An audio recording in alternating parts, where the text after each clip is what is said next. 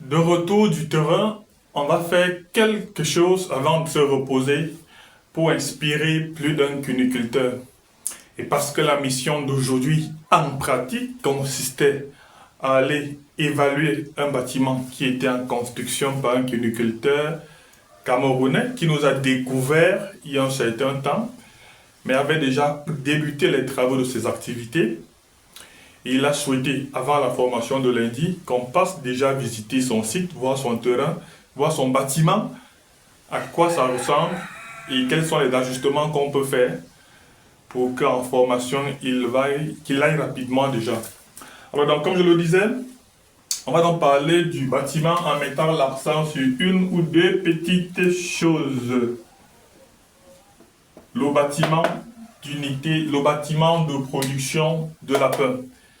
Ce qu'il faut déjà noter, ce qu'il faut retenir, c'est que la construction du bâtiment, je l'appelle bâtiment, j'appelle ça, pardonnez, je suis très faible en dessin, j'appelle ça mon bâtiment, où il y a mes lapins. La construction du bâtiment est le premier élément qui garantit une bonne biosécurité au sein de l'exploitation. Parce que c'est dans ce bâtiment que les cages seront installées. Un mauvais bâtiment va vous rendre la disposition des cages difficile.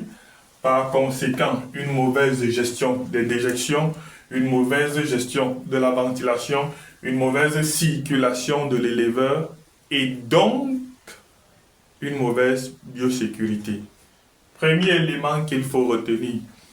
Deuxième élément, quand vous allez construire votre bâtiment, il faut définir ce qu'on appelle la zone rouge. Je vais la marquer avec une autre couleur de marqueur pour qu'on se comprenne davantage. Ici, j'ai mon bâtiment de production cunicole. Ici, j'ai ce que je vais appeler la zone rouge. Comme j'ai pour habitude de dire, l'exploitation cunicole n'est pas un zoo où les gens doivent rendre visite. Donc idéalement, il doit y avoir une entrée quelque part pour ceux qui travaillent. Ça, c'est en fonction du niveau de production, en fonction du chef tel. Donc ceci, on peut refaire abstraction de ceci.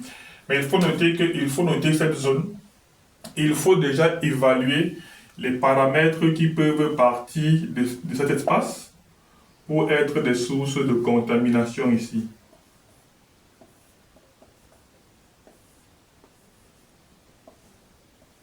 Donc, quels sont les éléments dans votre exploitation en général qui peuvent transporter, qui peuvent être source de contamination de cet espace? Vous voyez que j'ai mon bâtiment et j'ai pratiquement, je vais prendre minimum 2,5 mètres. Cet espace-ci doit être totalement propre. Propre comme je ne sais pas. Et parfois même, on peut désinfecter cette partie avec de la soude ou avec de la chaux vive dans les zones où il y a la VHD. Vous comprenez que c'est une zone où l'éleveur ne doit pas, ou alors n'importe qui ne devrait pas s'aventurer. Lorsqu'on a fixé ce préalable, on va plus accentuer, on va mettre l'accent sur ce qui se passe dans le bâtiment.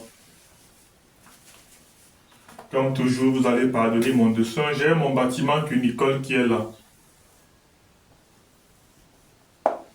La première notion qu'il faut comprendre, c'est ce qu'on va appeler en cuniculture UP, donc l'unité de production.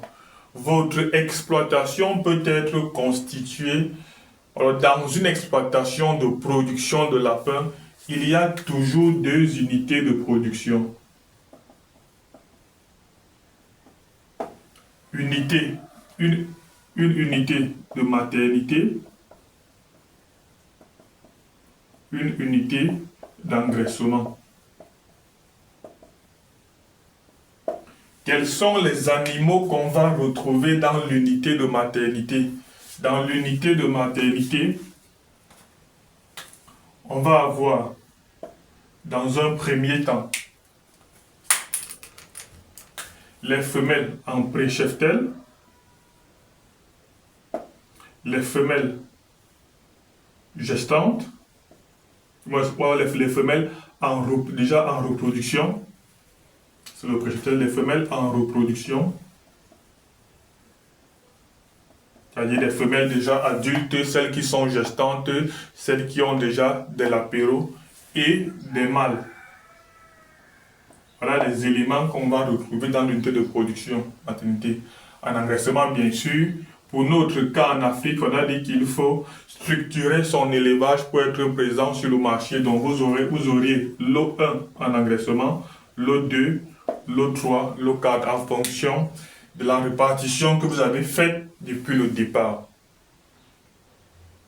Les deux unités peuvent être constituées dans le même bâtiment. C'est-à-dire, je peux avoir ici maternité. Bon, permettez qu'on fasse ça quand même beau. C'est quand même vous. C'est vous les rois. Permettez qu'on fasse ça beau. Donc ici, j'ai mon bâtiment de production cunicole.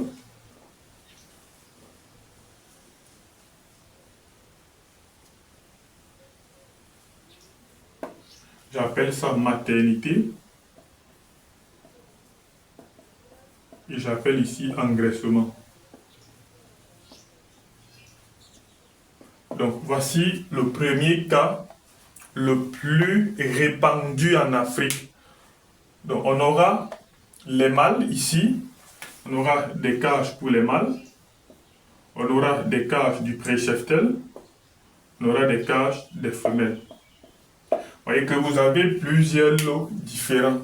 Lorsque vous entrez là, déjà il faut retenir que lorsque vous débutez le travail, ici je vais appeler cette partie le sas, donc c'est un bâtiment assez simple que tout le monde doit pouvoir construire. Donc j'ai pas mis de magasin, j'ai pas mis de bureau. Je suppose que vous avez votre petit magasin quelque part ou alors une palette quelque part là où vous mettez vos aliments et tout le petit nécessaire. Donc ça c'est le sas où vous auriez votre pédiluve, tout le nécessaire pour vous désinfecter, les vêtements de rechange, les chaussures de rechangement, tout le nécessaire pour vous nettoyer dans le bâtiment. Donc j'ai unité de maternité et engraissement. Il faut déjà noter qu'en cuniculture, dans le principe de la marche en avant, on commence le travail par les unités les plus sensibles vers les moins sensibles. Donc je commence mon travail toujours en maternité.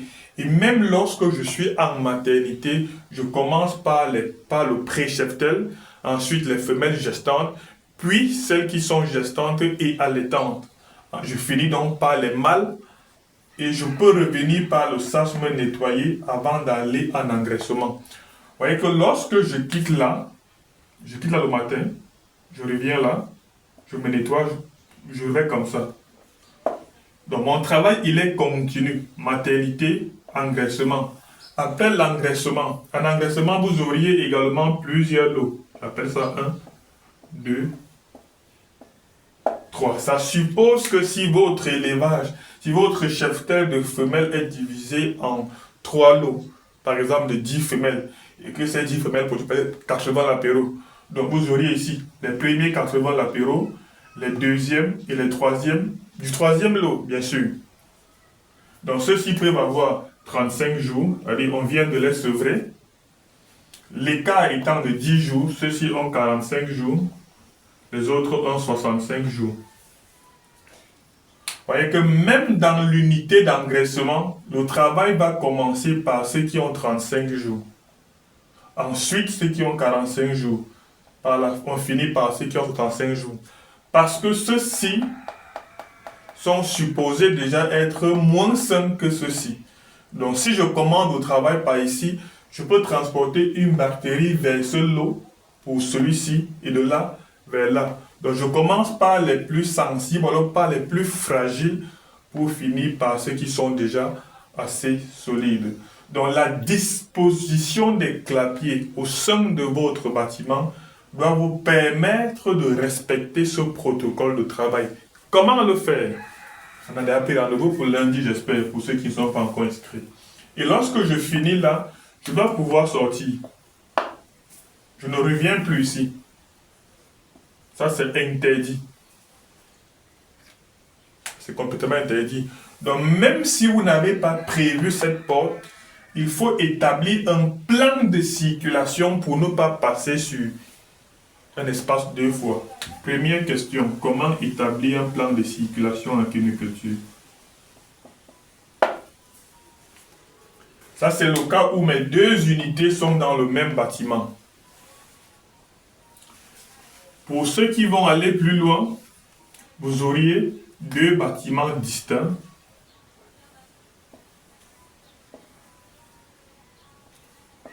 Un bâtiment de maternité, on appelle ça maternité, et un bâtiment d'engraissement. En engraissement, toujours, vous avez un lot, deux lots, lot 1, lot 2 et lot 3. Pareil, en maternité, vous avez vos femelles qui sont également divisées en plusieurs lots. Vous avez les mâles, le pré-cheptel, lot 1 des femelles, lot 2 des femelles, lot 3 des femelles. Donc pour partir de là, donc là vous auriez votre pédiluve avant d'entrer dans ce bâtiment.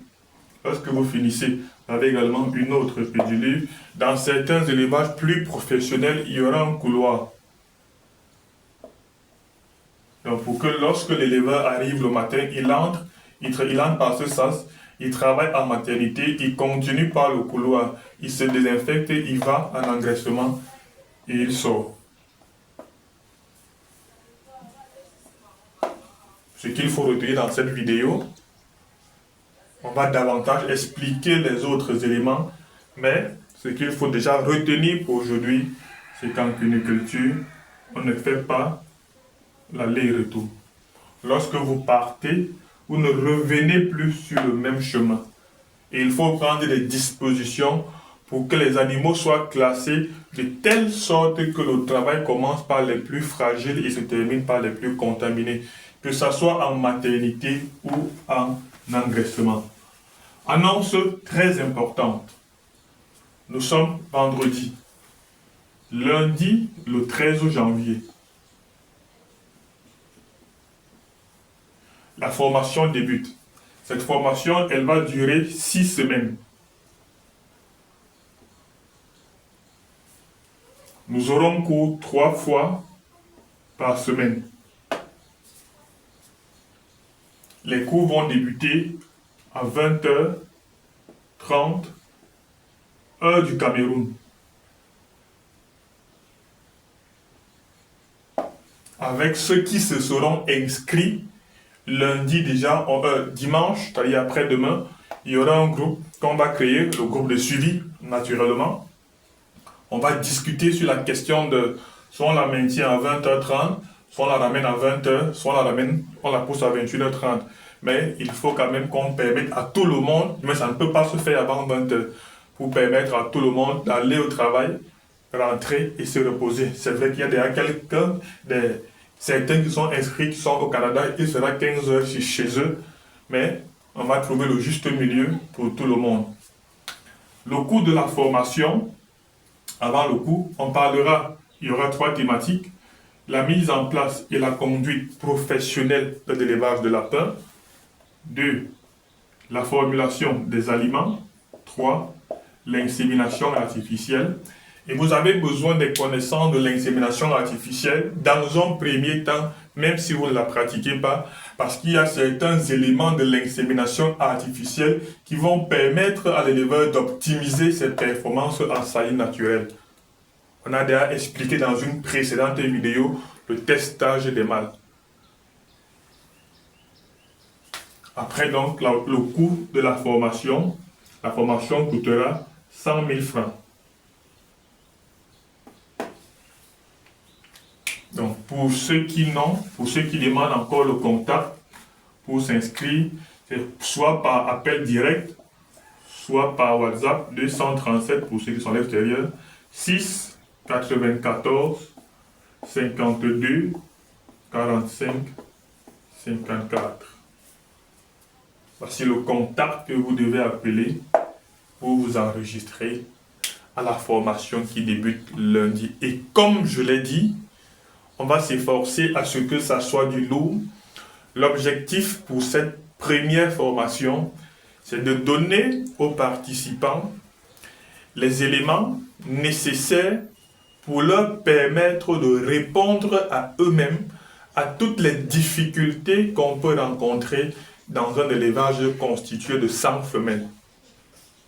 Donc, si vous avez l'ambition de 100 femelles, nous avons l'intention de mettre à votre disposition des connaissances qui, appliquées seulement à 80%, va vous permettre de bien gérer votre exploitation de 100 femelles sans l'intervention de quelqu'un à l'extérieur. Comme je l'ai dit, l'éleveur ou le promoteur doit être le premier consultant de son exploitation. Donc cette fois-ci, ça va au-delà d'une formation. C'est pourquoi on souhaite être sélectif, ne travailler qu'avec ceux qui ont de l'ambition. Parce que comme on a l'habitude de dire, l'ambition, elle est légitime. Tout le monde peut avoir de l'ambition, mais il faut ceux qui vont payer le prix pour cette ambition. Je vous donne rendez-vous lundi. Mais avant, on se dit demain pour une autre vidéo ou alors pour une autre capsule qui va davantage ouvrir votre esprit sur le domaine de la cuniculture. Alors, je peux me reposer parce que votre contenu, il a été produit. N'oubliez pas de vous abonner.